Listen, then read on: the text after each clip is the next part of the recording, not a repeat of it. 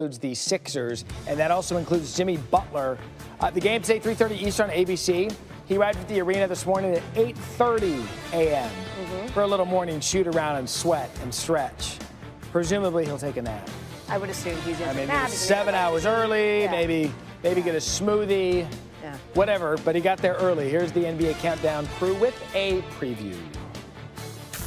So as we get ready for Game 4 between Philadelphia and Toronto, we have some not so great news if you're a Raptors fan. Pascal Siakam listed as doubtful. He, of course, being a huge part of what Toronto's been doing all season long. Chauncey, how do you prepare if you're Toronto?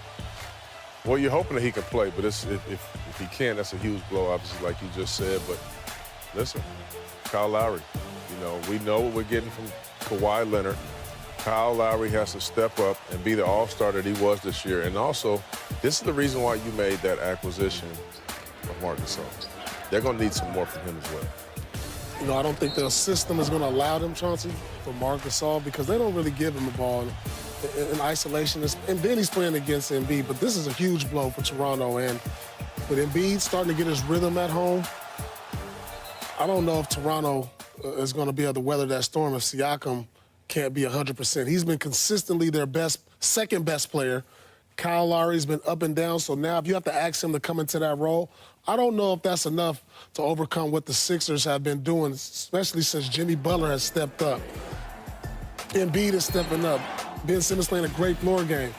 They might have too much talent, especially if Siakam can't suit up. All three of you used the term huge to describe what Pascal means to the Raptors. I agree, so much so, Beads, if he doesn't play, they're going to lose this game by double digits. If he does play, I'll give him a legit chance to win. That's how important he is. But I agree with Paul. Embiid has found his game. He understands that Marc Gasol can't guard him. I like to see the ball in Jimmy Butler's hands, not Ben Simmons. That was an adjustment they made in the previous game. I think Philadelphia gets it done. Doubtful, hoping that changes. Guys. All right, so with Siakam doubtful, Raptors may need Kawhi to do something he's never done in his college or pro career. Play the entire game. It's already been too costly when he sits. Raptors have been outscored by 32 points in the 27 minutes with him on the bench. Playing an entire game isn't unheard of. It's happened 80 times in the last 20 postseasons, including multiple times by LeBron, Kobe, and KD. So that begs the question, why not Kawhi? I mean, he's certainly rested. He missed 22 games this season, 15 because of load management. And if you add it all up, his mileage during the regular season, it ranked 90th in the league. That according to Second Spectrum. All of this is to say... Smith joins us now. It's not official till he puts his spin on it. It wasn't a must-win for Houston mathematically, but it certainly was psychologically. What did you like from them tonight to get back into a 2-1 series? Well, what I love from it is the fact that obviously James Harden was aggressive and he made enough shots and he put up enough points. But Eric Gordon was absolutely sensational from start to finish. He had 7 3-pointers. He finished with 30. Their defense really amped it up at particular moments in time throughout this game, and they deserve to be given credit where credit is due. During one pivotal stretch in the second quarter, you remember James Harden was out the game and they were flowing quite well without him. And sometimes I found myself a bit worried as to what this team was going to do with him on the floor because he's very ball dominant, obviously. But nevertheless, the guys that needed to have the ball in their hands got it in their hands when it counted at most, and that's why they were able to win this game. But they were also helped by the Golden State Warriors. Kevin Durant dropped 46 points, okay? Kevin Durant during one stretch was absolutely positively unstoppable. And then for some inexplicable reason, Steph Curry, Klay Thompson, two of the greatest shooters you'll ever see, two of the top 5 shooters in the history of the game, the greatest shooting backcourt we've ever seen, but they've been relatively cold. You got a guy like Kevin Durant. You keep feeding him the basketball. You don't go away from him. But on 3 straight possessions, they went away from him. Ultimately, he got a little bit cold, and then he missed his next 5 shots or so. So I thought that was pivotal as well, and I thought that cost Golden State. And obviously, Steph Curry, he's not shooting the ball well at all. And we've talked a lot about James Harden not shooting the ball well. We haven't talked about how Steph Curry's been shooting this series as well. But we'll start that. I'll see to that Monday, actually. This has been a contentious series from the start. The calls, the non-calls that happened up in Oakland, and now we got a 2-1 series. Do you think both of these teams are kind of prepared for the long haul here? I mean, they went 7 games last season.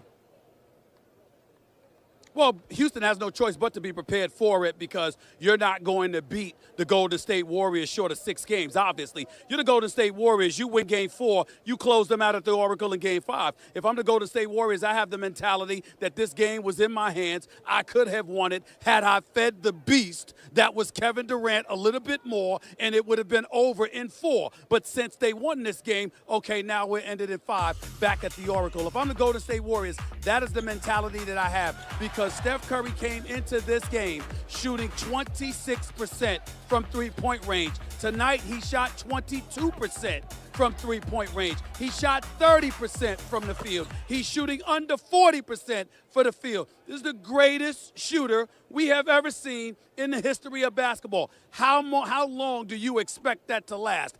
I don't think that's going to last very long. I think you'll see Steph Curry play a bigger game and have a bigger role in Game 4 and then lights out in Game 5. Unless, of course, Eric Gordon decides to continue to play the way that he played in Game 3 because, again, he was sensational. Stephen A., I remember around mid-season there was great debate out there, the followers of the NBA, that Houston couldn't succeed if they ran all the offense through James Harden, if they played the style that they do. But, in fact, it does work when it works, when James Harden is going. I mean, he took 32 shots in this game. Well, that's according to Kenny Mayne. Stephen A. Smith would respectfully disagree. You're not winning this series. Just because you won a game, let's not get too excited. Pump the brakes just a little bit there, Kenny Mayne. They're not winning this series playing that kind of basketball. As far as I'm concerned, the best shot you have is to bench Clint Capella, go small. The Iman Shumperts, the Gerald Greens of the world, the Austin Rivers of the world need to be seeing more time. And by Iman Shumpert, I mean if he's hitting perimeter shots. He made a couple of threes, but he missed them more as well. You got to keep your eyes on that. If you're the Golden State Warriors, it simply comes down to Klay Thompson and Steph Curry reminding us why they're 2 of the top 5 shooters in the history of basketball. They do that, it's lights out. If they don't do it, at least you got a secondary option, which is Kevin Durant, who's really a first option. You give him the damn ball. Okay? This is what you do. This is the sport of basketball that we're talking about here. When you have somebody that has that kind of hot hand, you do not go away from him unless Kevin Durant chooses to do so by feeding Andre Iguodala in the left corner to hit 2 pivotal threes like he did. Outside of that, you feed him all day long. Besides, Kenny, he's considerably skinnier than you. He can afford to eat a little bit more. Feed him. Feed him and feed him some more. Has Steve Kerr considered bringing you in as something of a motivational speaker? You seem to have it down for what the Warriors need. You know what? I haven't talked to Steve Kerr about that. I do think it's something he should consider. After all, if you do your homework on me giving speeches, I'm quite good. Stephen A. Smith, enjoy the rest of the playoffs. Thanks for joining us. All right, my man. We got to come out and bust them. Together on 3, 1, 2, 3. Let's go, man. What a block by Capella. These 2 prolific scorers putting on a show here in the 3rd. Durant again. We're going to overtime. Harden, step back 3. Bang! And the Rockets will get the overtime win. Warriors still lead the series 2-1, but James Harden really came through in a big way. Overtime, his team is up by 3, looking for the step-back 3. Harden is 5 of 13 from three-point land. Probably knew that was just about it when he made that one, but there's still some work to do. We see leads vanish quickly. We saw it in the Denver-Portland game in overtime. Just back and forth they went. So it's a 3-point game. We need to score here. And this time we're going to take it to the hole. Looked like it could have been a charge, not called. Harden, 41 points, 8th career 40-point playoff game. That's second most of Elijah Wan's 11. They've won 11 in a row at home going back to the regular season.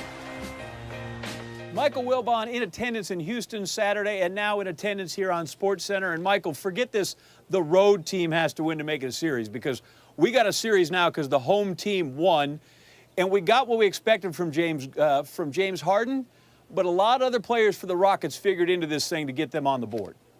Well, let me tell you the first thing, John, that Mike D'Antoni said after the game. He sort of thanked P.J. Tucker, if you will, who had a grand total of 7 points, did have 12 rebounds, for preventing the Rockets from losing the game. And you could just see heads in the press conference room nodding because everybody pretty much felt that way. P.J. Tucker, in addition to the 12 rebounds, seemed to get every loose ball, seemed to contest when D'Antoni was just about to pull his hair out over the inability to stop Kevin Durant from scoring at will. He sort of sent P.J. Tucker in. And what do you say at that point? P.J., go in and stop Kevin Durant, who right now is the most lethal offensive basketball player on the planet. And you know what? Kevin Durant missed 3 or 4 shots in a row, and nobody was willing to say P.J. Tucker caused that, but he was the guy who figured in all of that. All right, you mentioned Kevin Durant. Like, that guy's bargaining power will never be higher. Whatever he wants from Golden State, they need to give it to him now, because Klay needs to find another body of water, whether it's the Gulf of Mexico or what, to get himself right. And Steph Curry, for 3 games, has not been anywhere near an MVP Steph Curry. What's going on with those guys? John, that becomes now the secondary question. Okay, we talked about what Houston did and what they're going to try to follow up on Monday night in Game 4 to tie this series. But if you're Golden State, I mean, is this good or bad scenario? They forced overtime, even though their big 3, if you will, of Durant, Thompson, and Curry, those guys, I think if my quick math is correct, shot 27 for 70. I mean, they were just laying bricks other than a stretch in which Kevin Durant made everything he touched. For the most part, those guys, those 3 came into this Game 3 shooting 41.5% on the series. You go 27 for 70, that percentage is going way down from 41.5. Mm-hmm. So, yeah, I don't know. But so is it good news? They were able to force overtime shooting that poorly. And I've never seen Steph Curry like that. And I know he's got a dislocated finger and he missed some layups with his left hand. He missed layups, he missed dunks, he missed everything in a way that we're just not accustomed to seeing Steph Curry miss. But the 3 of them together shot so poorly, or does that now bode well for Houston? They've discovered something. They discovered, one, that the Golden State Warriors aren't automatically going to rediscover their shooting touches unless they find that body of water you just referred to. Yeah, well, both coaches are going to be the optimist and go with the positive spin on that thing. Steph Curry, I think, summed up his series so far. When he came up short in a dunk, he's just come up short for 3 straight games now. Michael Wilbon in Houston, you are a valuable voice on this program. Thank you for your time. Thank you, John.